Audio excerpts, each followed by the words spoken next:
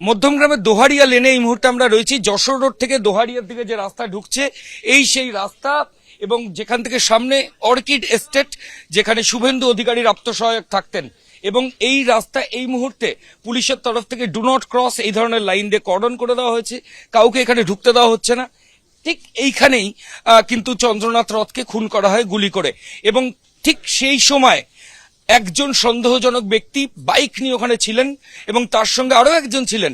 ঠিক কি ঘটনা ঘটেছিল আমরা একটু জানার চেষ্টা করবো। দাদা, আপনাকে যেটা জিজ্ঞাসা যে এটা হচ্ছে খুনের ঘটনা, এখানে গুলি করলো, এবার আপনি আমায় বলুন তো কোন জায়গাটা দাঁড়িয়েছিল বাইক নিয়ে? এই টাটা এসি, এই টাটা এসি পাশেই গলিটার মধ্যে অন্ধকার থাকে, মানে সামনে যে গুডস ভেহিকলটা দেখতে পাওয়া যাচ্ছে। হ্যাঁ, গুডস ভেহিকলের ডান দিকেই গলির মধ্যে দুটো বাইক দাঁড়িয়ে ছিল। তাই? হ্যাঁ, তিনজন ছিল হেলমেট পরে। এটা কটা নাগাদ হবে?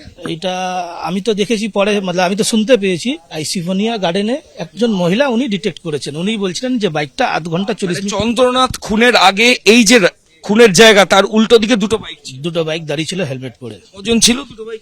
তিনজন ছিল। তারা এখানে আগে থেকে এসে দাঁড়িয়েছে? হ্যাঁ। আর ওই নিসান গাড়িটা যেটা কথা আপনি বলছেন সেটা? নিসান গাড়িটা তো যখন আমি আসি এই রাস্তা উপর দিয়েই যাচ্ছিল, চন্দ্রদা গাড়ি ওদিক থেকে আসছিল, মুখোমুখি নিসান গাড়িটা আটকিয়েছে। আচ্ছা, অবস্ট্রাকশন। হ্যাঁ, অবস্ট্রাকশন করে তারপর ওরা ক্রাইম করে একজন বাইকে, যিনি যে ড্রাইভার ছিল নিসান গাড়িটা, উনি গাড়ি ছেড়ে বাইকে বসে একজন পাড়া দিকে পালিয়েছে আর একজন যশোর রোডের দিক থেকে চলে গেছে।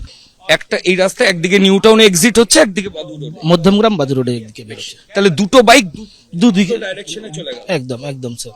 আর তিনজন এখানে দাঁড়িয়েছিল গলিতে, তিনজন, ওনারা ওয়েট করছিল।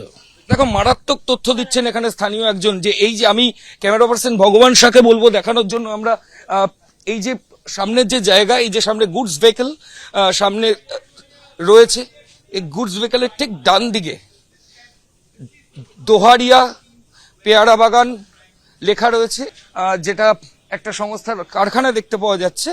ঠিক এখানেই কিন্তু দুজন দাঁড়িয়েছিল এমনটাই স্থানীয়রা দাবি করছেন, এবং চন্দ্রনাথের গাড়ি যখন যশোর রোডের দিক থেকে আসে সেই গাড়ি এখানে আটকায়, এবং তারপর তাকে খুব সামনে থেকে পয়েন্ট ব্ল্যাঙ্ক রেঞ্জ থেকে তাকে গুলি করে খুন করা হয়। ক্যামেরায় ভগবান শাহের সঙ্গে ময়ূক ঠাকুর চক্রবর্তী, এবিপি আনন্দ, কলকাতা। উদয়ন গুহকে হারিয়ে দিনহাটায় জিততেই সৌজন্যে নজির বিজেপি প্রার্থী। তৃণমূলের হাতে দখল হওয়া ফরওয়ার্ড ব্লকের অফিস তুলে দিলেন বাম নেতাদের হাতে। দিনহাটায় সুভাষ ভবনে ফরওয়ার্ড ব্লকের অফিস ছিল। উদয়ন গুহ দল বদলের পরেই তা চলে যায় তৃণমূলের দখলে। ভোটে জেতার পরে সেই অফিস আবার ফরওয়ার্ড ব্লকের হাতেই তুলে দিলেন জয়ী বিজেপি প্রার্থী অজয় রায়। নীতি আদর্শ আলাদা থাকতেই পারে, মতাদর্শ আলাদা থাকতেই পারে, তার মানে এই নয় যে কেউ যদি আমার বিরোধী পার্টি হয় তার উপর আমাকে চড়াও হতে হবে, তাকে আক্রমণ করতে হবে, তার সাথে কথা বলা যাবে না। আমরা চাই যে দিনাটা যে কৃষ্টি কালচার ছিল একটা সময়, মানুষের মধ্যে যে মেলবন্ধন ছিল, যে কৃষ্টি কালচার দিনাটা ছিল, খেলাধুলার যে জগৎ ছিল, সেটা দিনাটা আবার ফিরে আসুক। সকাল সাহেবরা সুশীল ছিল ফ্ল্যাগ লাগাতে, ও ফিরে গিয়ে বললো যে দাদা ফ্ল্যাগ লাগিয়ে আসলাম, বিকেল বেলায় অফিসে উদ্বোধন হবে। বিজেপি বিধায়কের এই ভূমিকা নিয়ে কি বলবেন? বিজেপি বিধায়কের এই ভূমিকা, এই সৌজন্য আমার খুব ভালো লেগেছে, খুব ভালো লেগেছে। এবং আমার বাড়িতে যাওয়ার কথা ছিল, ও আমাকে ফোন করে বললো যে আমি সুভাষ ভবনে যাব, আপনি তো আসবেন, ওখানে কথা হবে। আমার ওর কথাগুলোও ভালো লাগবে, এটাই তো হওয়া উচিত। এবিপি আনন্দ, এগিয়ে থাকে, এগিয়ে রাখে।